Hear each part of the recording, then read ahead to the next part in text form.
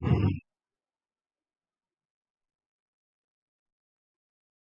evening. Welcome to Krishna's classroom.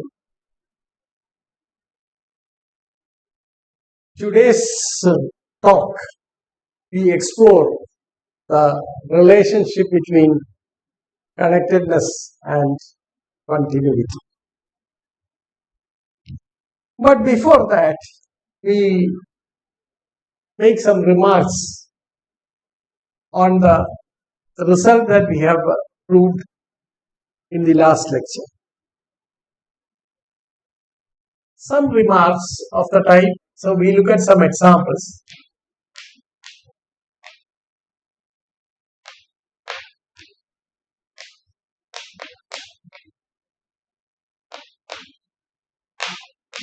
First one, we consider the subset E defined by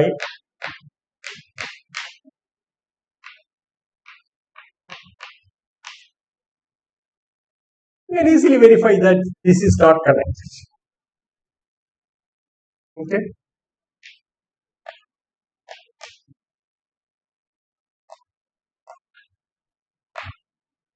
And the second example, we look at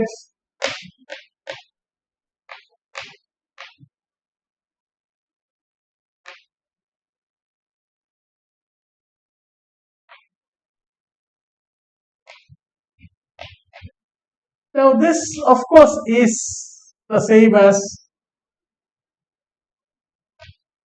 the interval 0 to which is connected.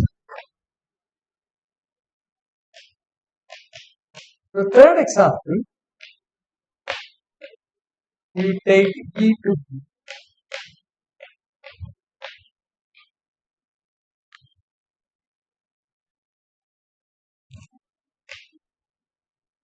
Say something like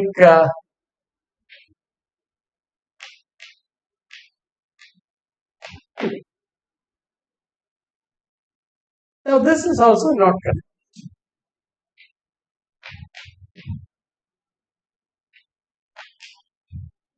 It would be instructive to run the proof of the theorem that we have taken up.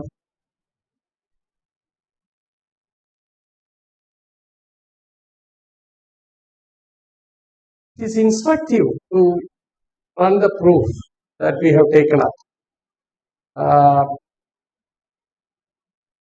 on these examples, especially 1 and 3, and get a feel for the proof. Now, in the first case, if you recall, we defined Z to be supremum of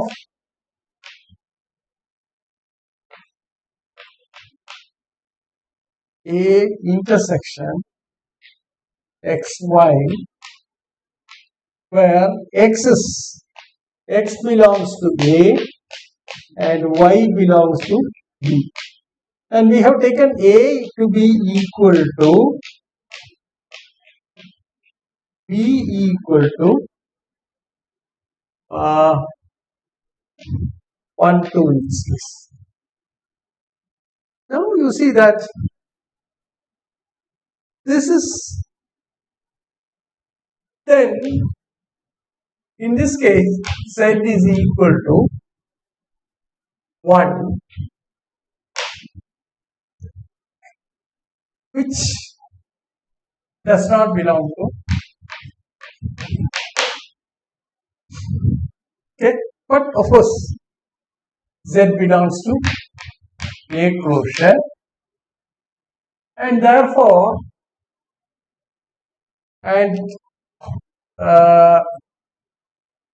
observe that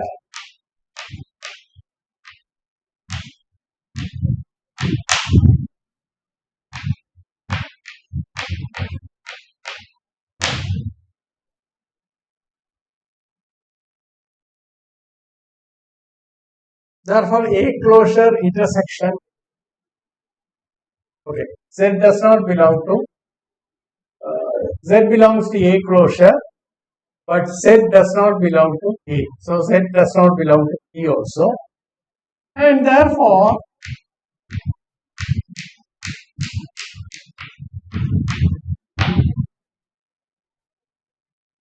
okay, so you recall the statement of that theorem, and which clearly says that this is not connected, and that is the Z that we pick.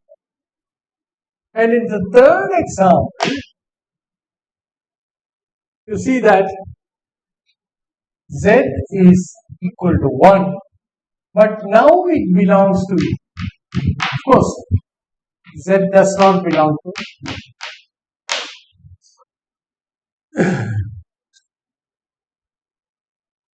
it. Now what you can show is that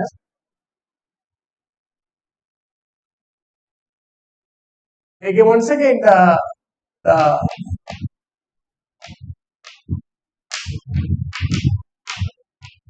not connected, and therefore, and in this case the W we have defined as the infimum of xy intersection B. This is equal to 3 by 2, and therefore you see that Z is strictly less than 2,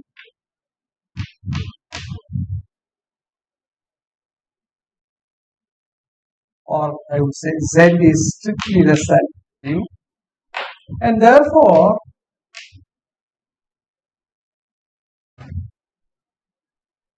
there exists Z1 belonging to such that does not belong to A, and also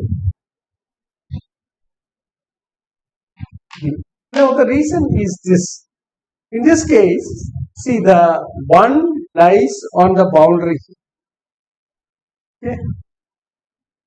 And then between the boundary of A and B, there is a positive distance where there are no elements of it. Therefore, you can fix a Z down. And that's how you do it. So just have a look at these examples, 1 and 3 especially, which deals with the two situations that arise in the proof of the theorem. Okay. Now a second remark.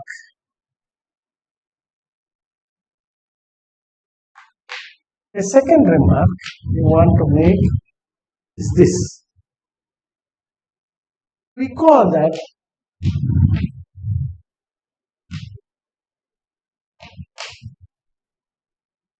we have proved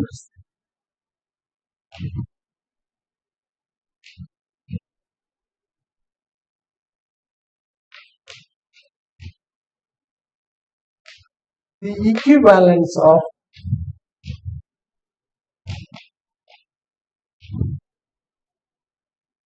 two statements.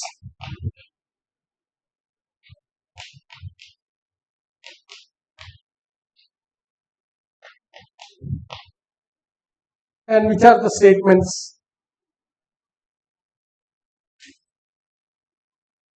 Or what are the statements?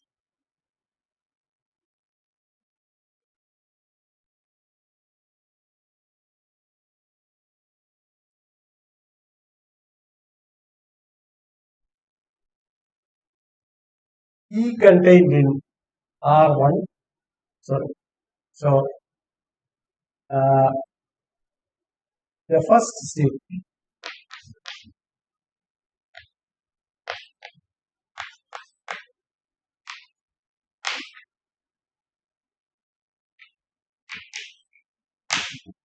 the second statement is that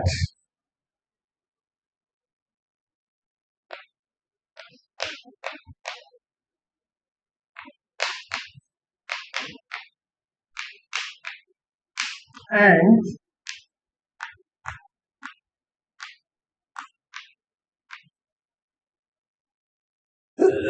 less than y, then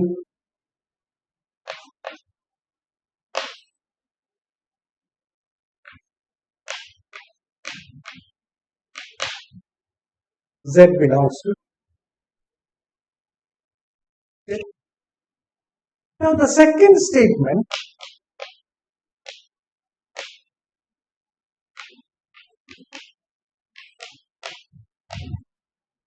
above characterizes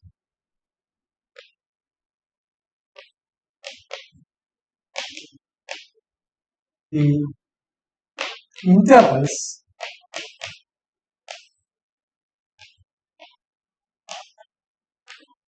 that means R is an interval, sorry, E contained in R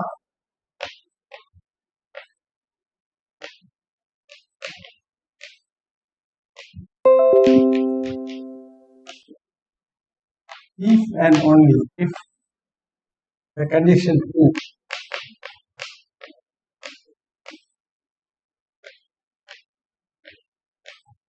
this is something that we have seen earlier.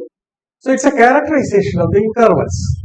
Therefore, the previous theorem we can rewrite in the way. So you put it as a corollary.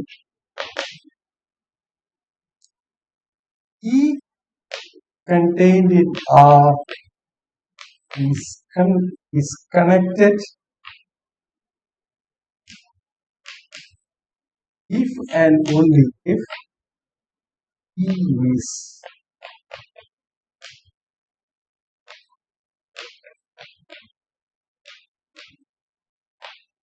maybe an open interval or a closed interval or closed on one side, any type of interval. But all sets which are not intervals are not connected. Okay, so that's the outcome of it. I don't think a proof is required for this. If you combine this with this theorem. Okay, so that's about it. Now we start working on the theme of today's lecture, namely the relationship between connectedness and health.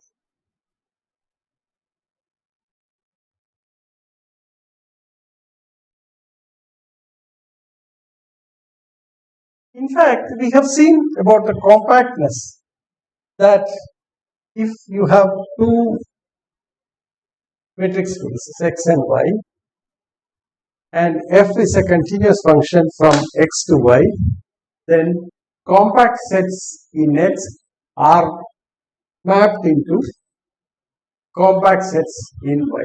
So compactness is a property that is preserved under a continuous map.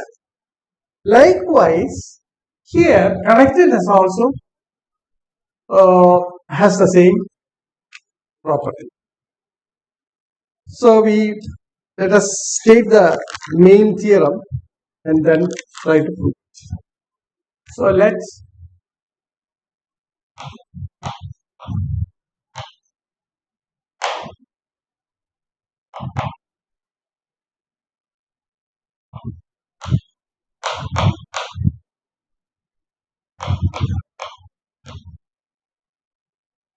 matrix spaces.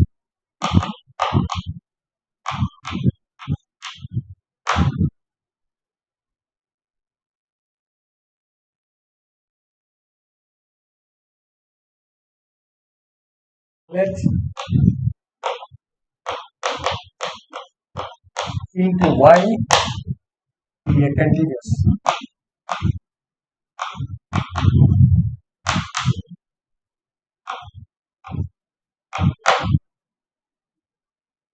If E contained in X is a connected set,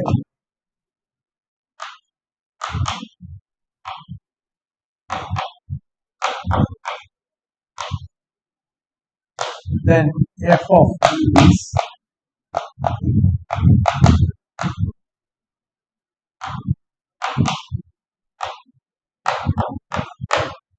so connectedness is preserved under a continuous map. So that is one of the properties that we want. Okay, once again, we see we have two statements. One is E is connected. So we have two statements A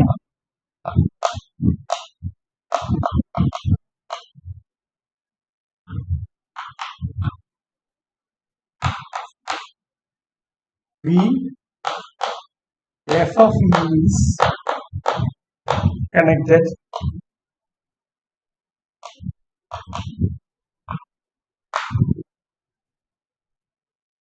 in Y.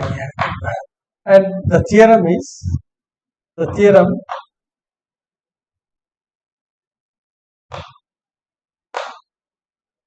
states that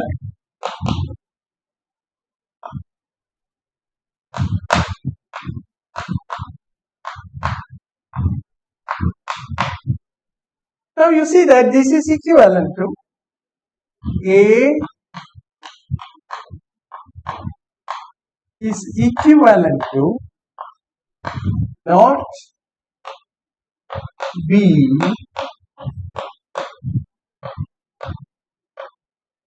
so I am not going to elaborate, but this is the strategy that we are going to use. So we shall prove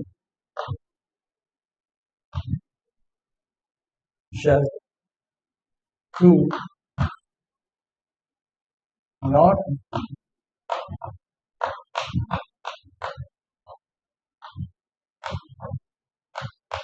which would mean that A implies. So that is the strategy.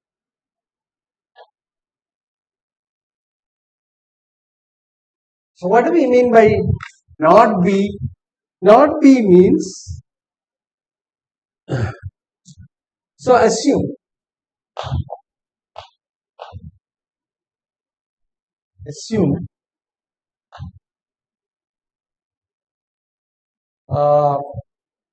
f of E is not connected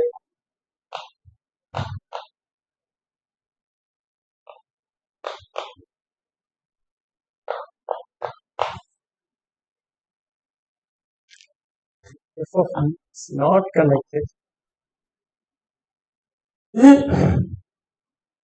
and what we claim is this.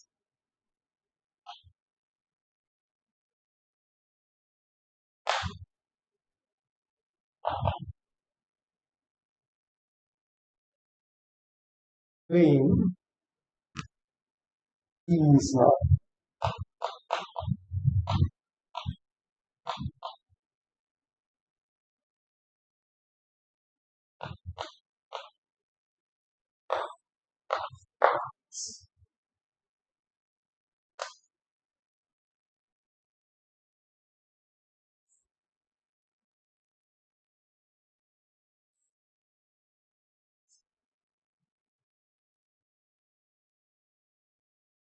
So f of E not connected.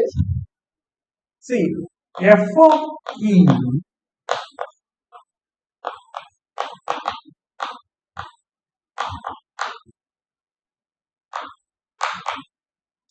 implies there exists non-empty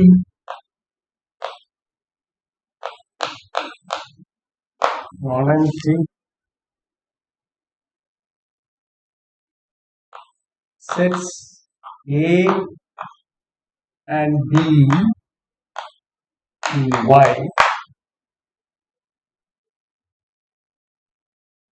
separated in the sense that A closure intersection B is empty and A intersection B closure is empty. These two things are simultaneously separated such that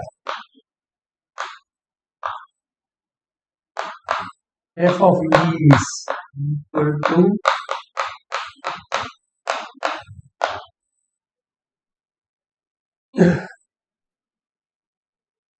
so this is the scenario. You have got x here, you have got y here, then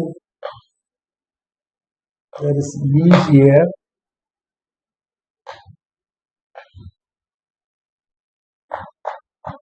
Fe. What you have is that this is A and B, which are separated, and f of E is the union of A and okay.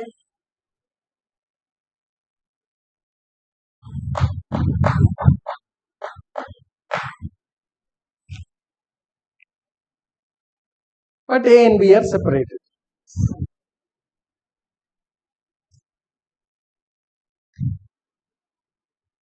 Now what we do is we pull back this. So you take F inverse of A, see,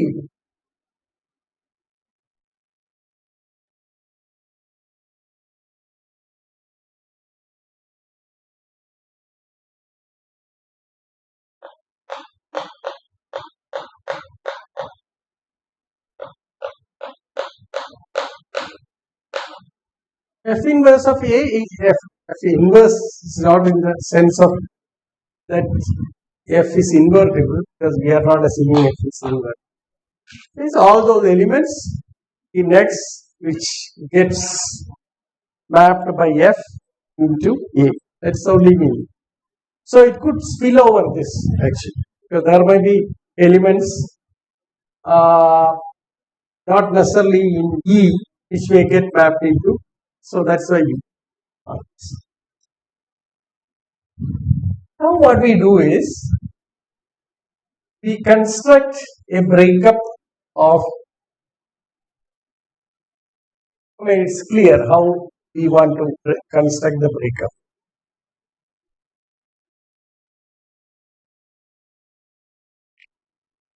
So we define G designates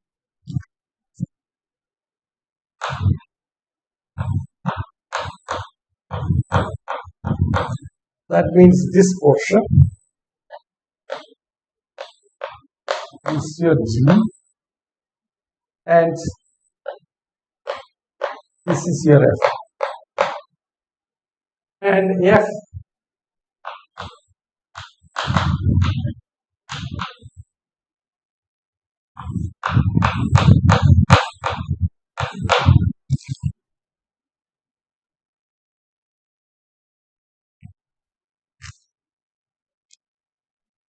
now what we claim is this.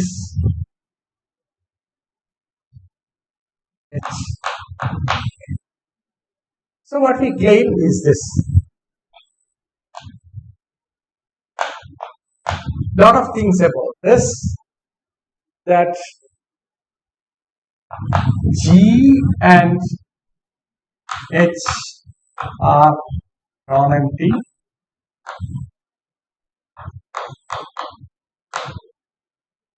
G and H are separated and E is equal to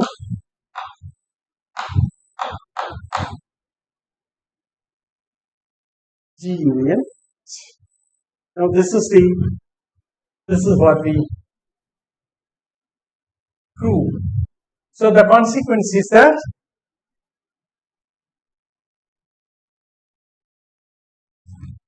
E is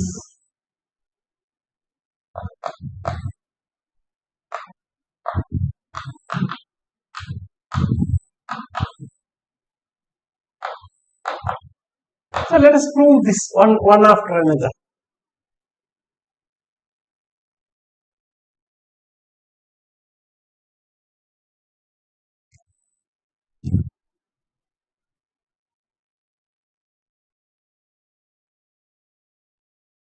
Now clearly G and H are not empty.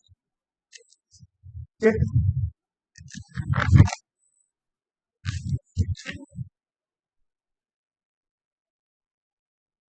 So clearly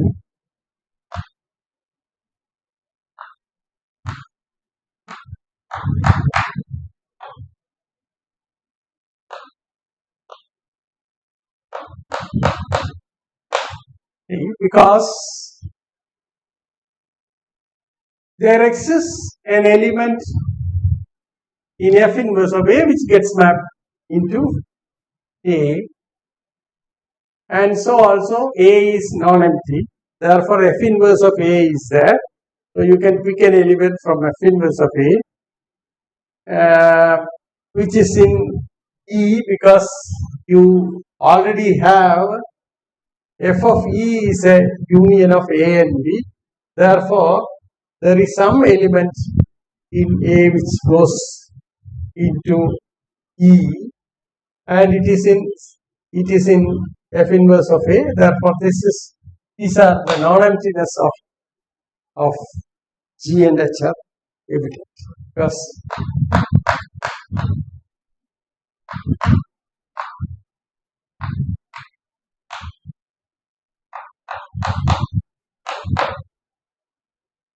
so that part is taken care of.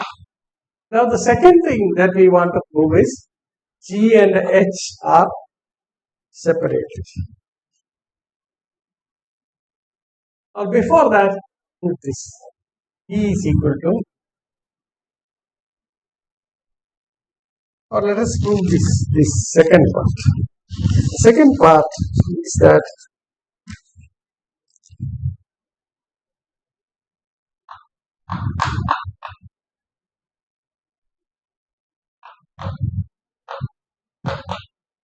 that means we need two things to do. G closure intersection H is empty,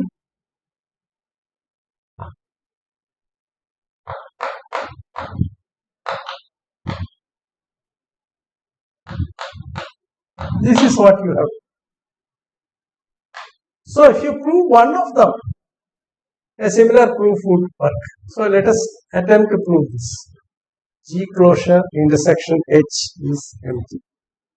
So you take A is certainly contained in G closure, which implies F inverse of A is contained in A closure. And therefore, see that implies, you see the definition of G. G is F inverse of A intersection E. So you clearly see that G is contained in F inverse of E closure. And similarly,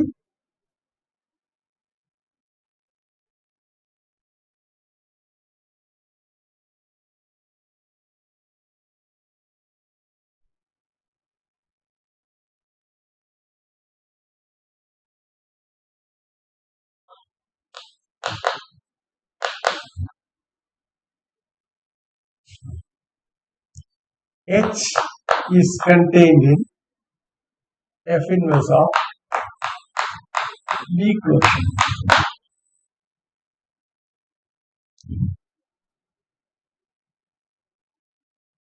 Now F inverse of A closure is closed. The reason is A closure is closed, F is continuous.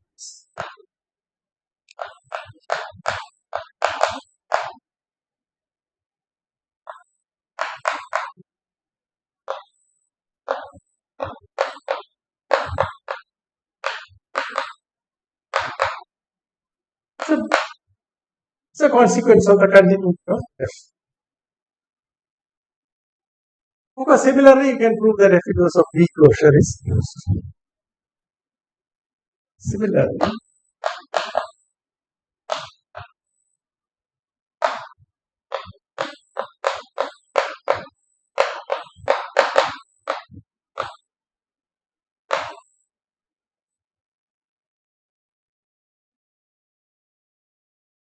Therefore,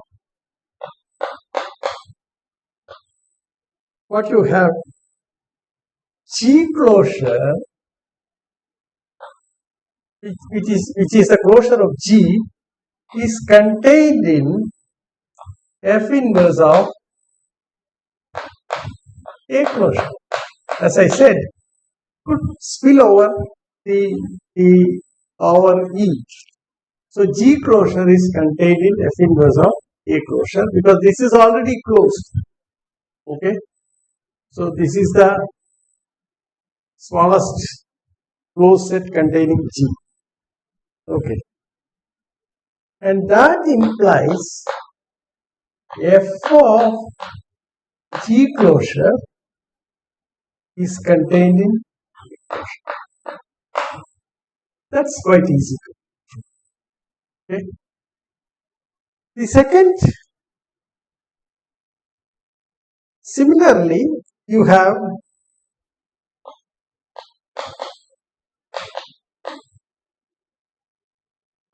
F of H closure.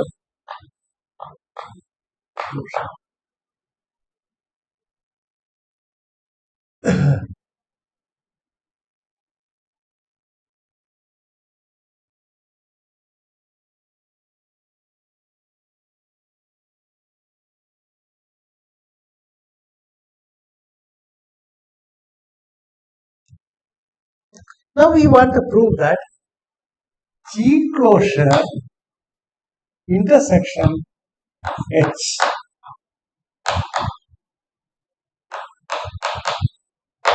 This is what we want. If not, there exists an X belonging to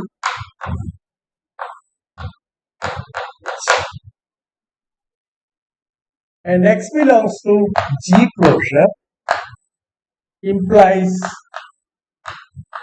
Fx belongs to A closure.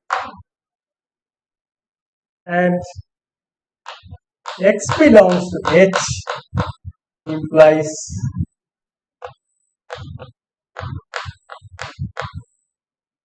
what does it mean? It implies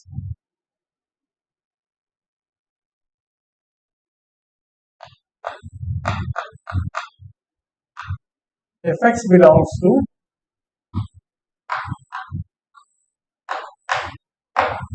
but A and B are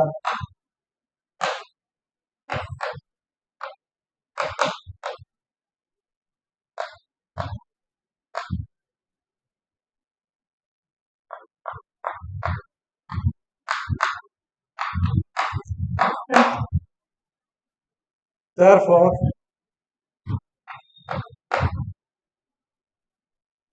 and that implies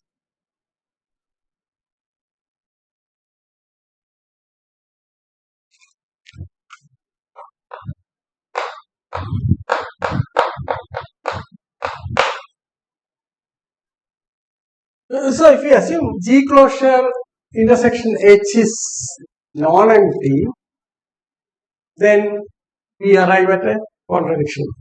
So this is the contradiction. So similarly,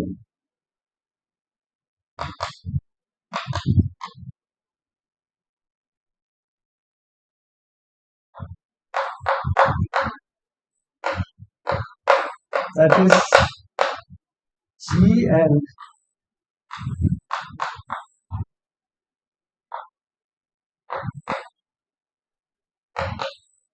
separated.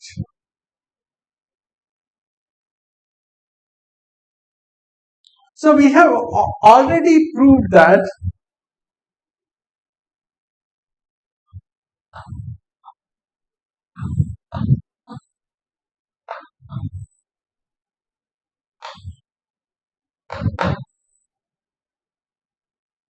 E equal to G union H, G non-empty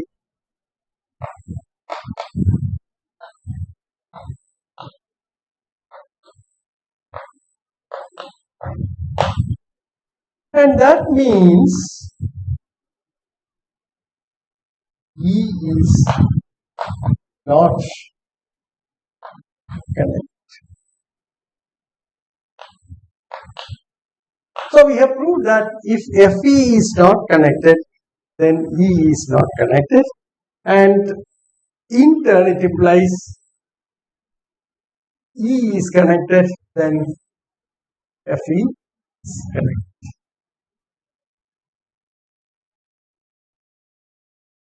So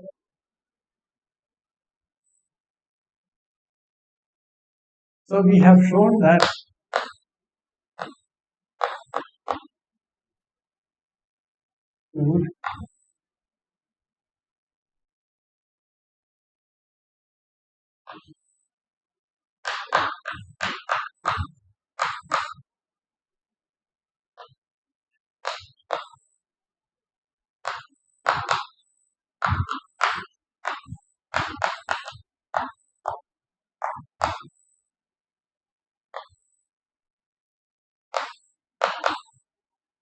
and that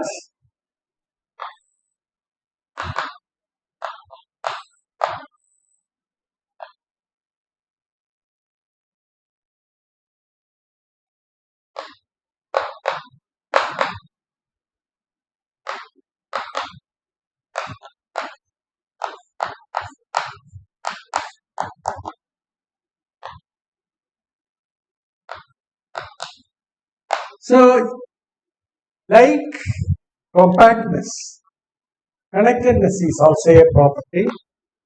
So that completes the proof of. So we make a remark.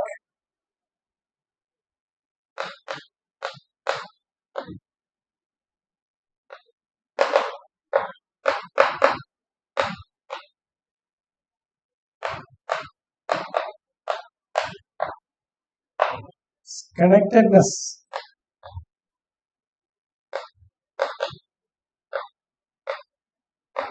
is also a property reserved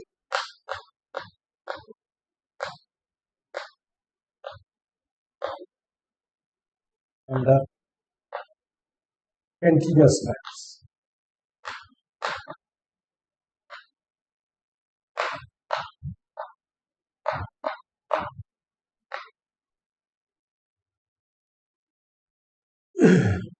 That's an important.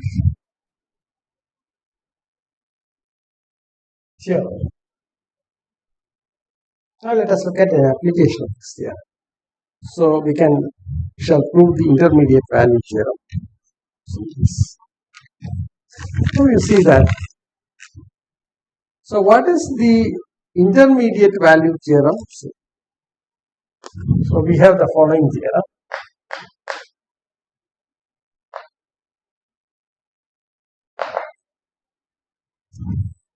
Let F be a continuous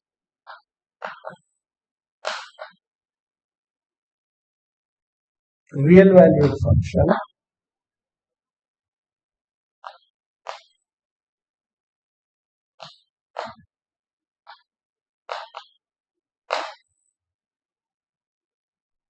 on the interval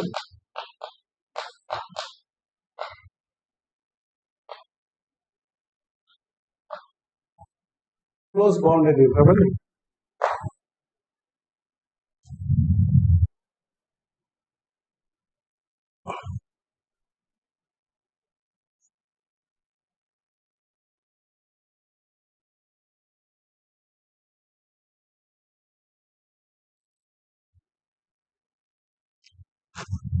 assume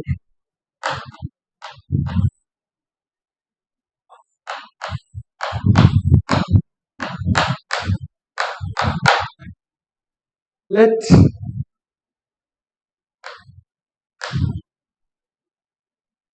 C be a real number.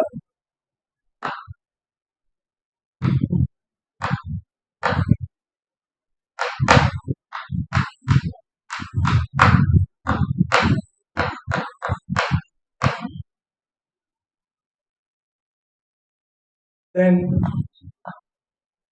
where exists x belonging to E, the opening probability such that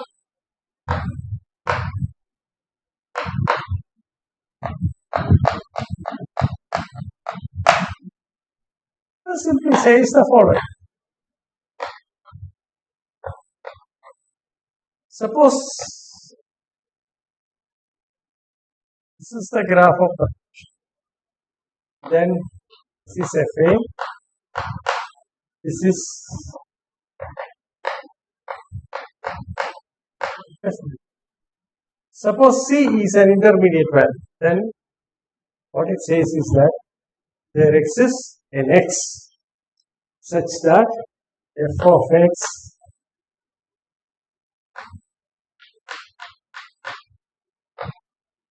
this is the statement that you have. So we shall prove this just appealing the form theorem. Now this works only if it is continuous, otherwise you cannot make that statement.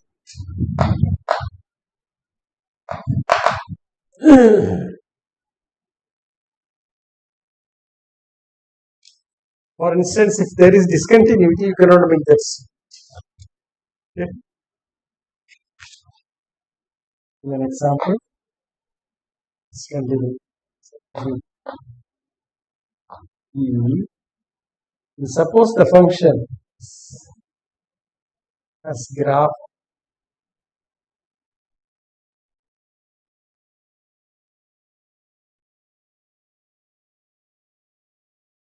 suppose this here f, when f is discontinuous at f has a discontinuity at some point.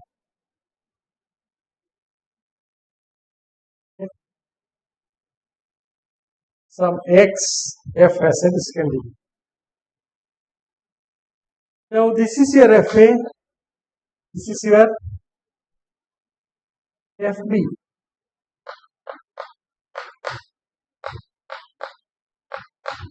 Then if you take any value over here that lies between f of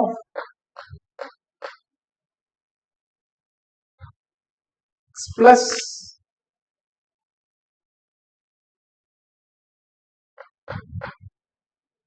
and this is in this case.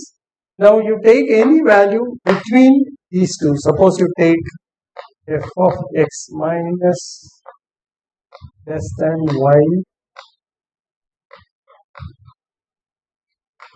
then there does not exist an x such that fx is equal to y.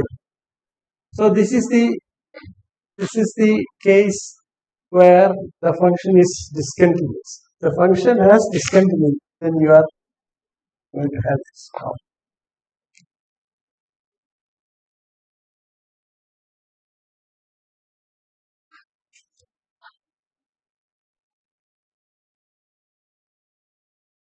You clearly see that there is no value which gets mapped into it.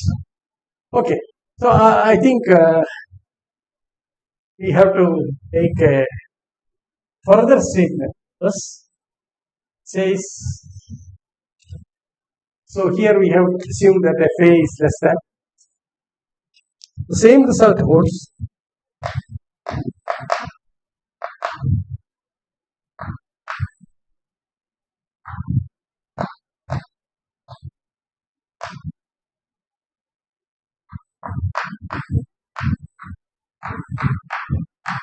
that depends on the nature of the function, but still the result is valid.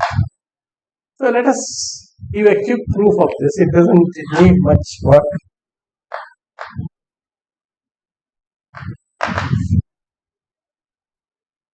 Observe that AB is correct.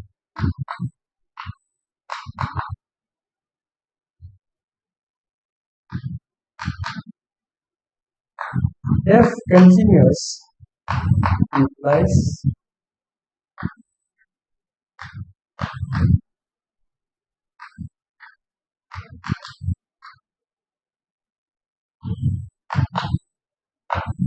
so FA belongs to this. So this is an interval.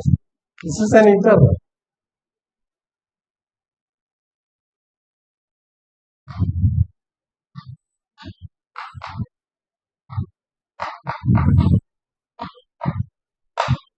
So FA belongs to F of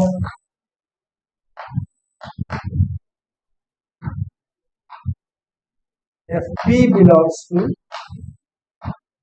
F of obvious, and FA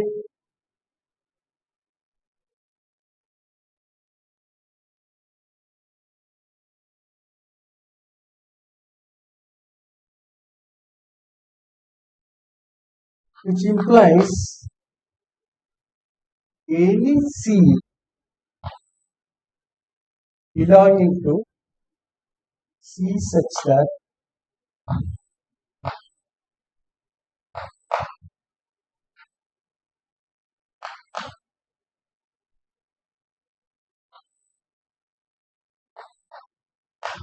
FB or the other possibilities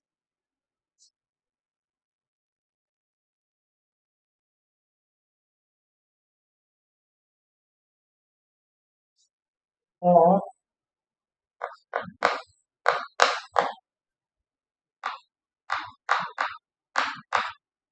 FA belongs to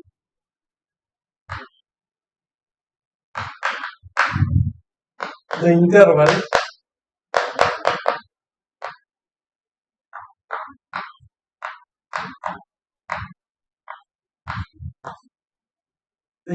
F of which implies there exists X belonging to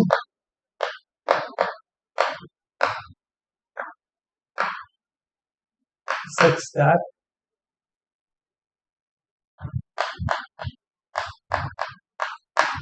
so that is the proof of this assumption. That's very simple. Now, as I said, if F is not continuous, you cannot do this. Okay. Now, you could ask a different question. So, we ask a different question. Remark.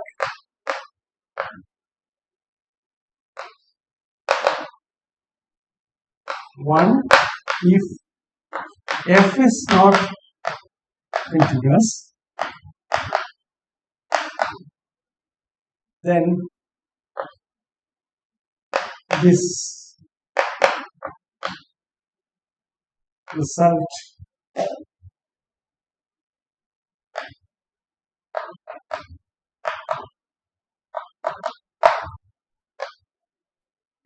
as we have discussed in the example.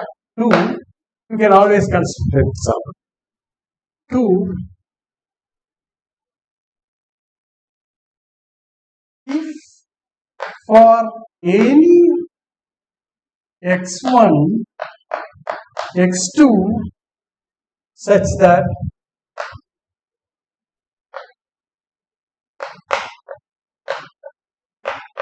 x2 and for any C between fx1 and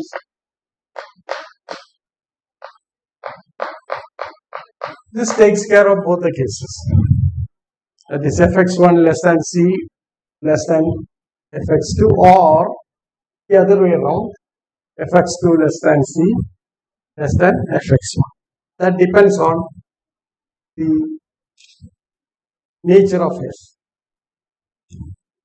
There exists x in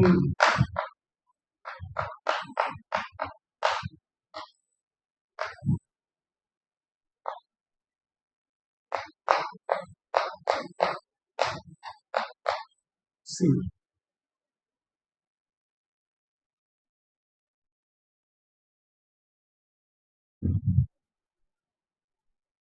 C. Does it imply the continuity of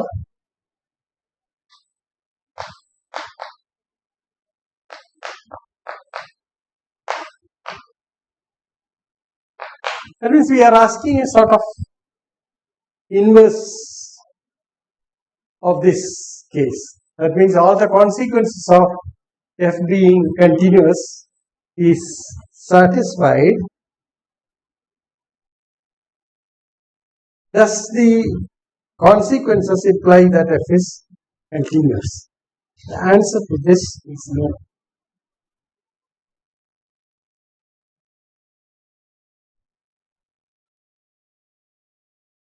Now this is something which cannot be assured.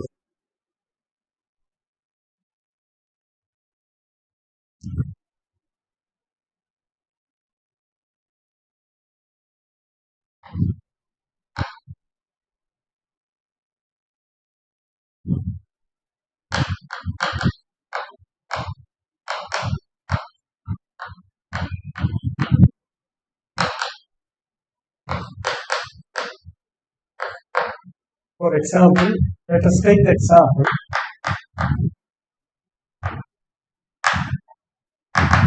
Consider f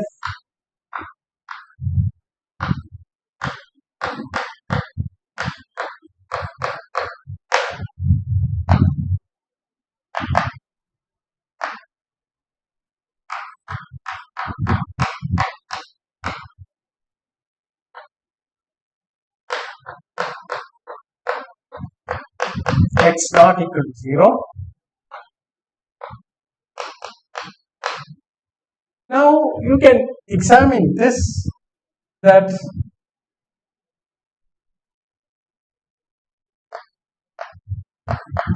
not continuous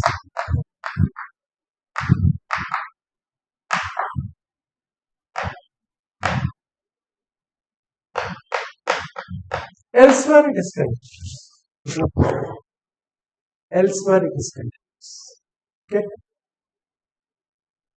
Now you can see what is the maximum value and the minimum value that the function takes, or the function takes the value.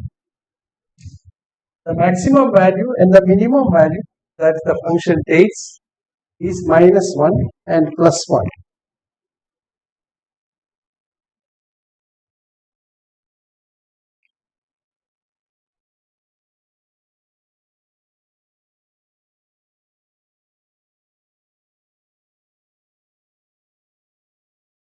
Yeah.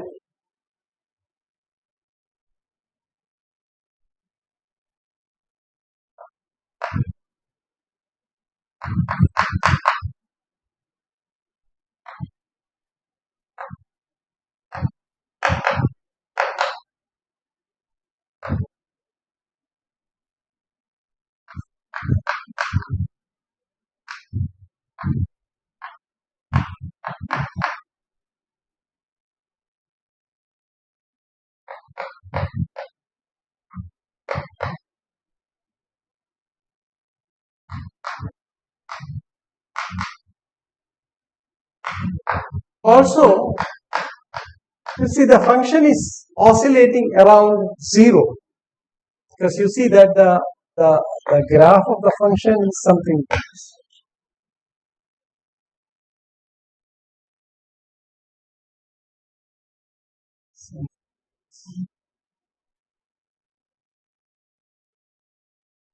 It oscillates rapidly at this point, and this is the value of the function. So it goes through all the intermediate values.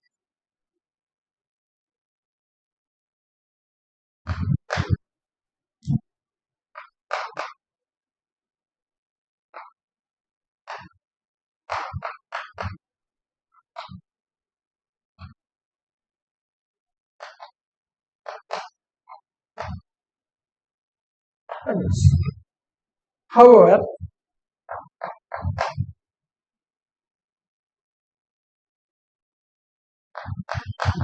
not continuous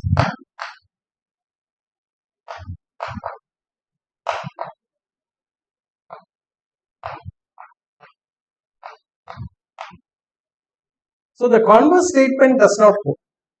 For any intermediate value, there are in fact infinitely many points where the function takes the value.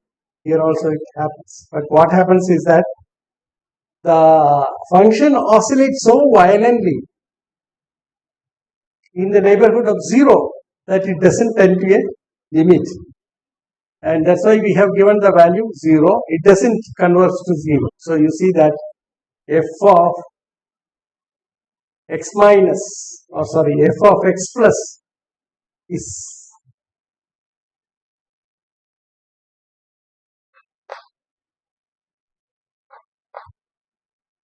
f of x plus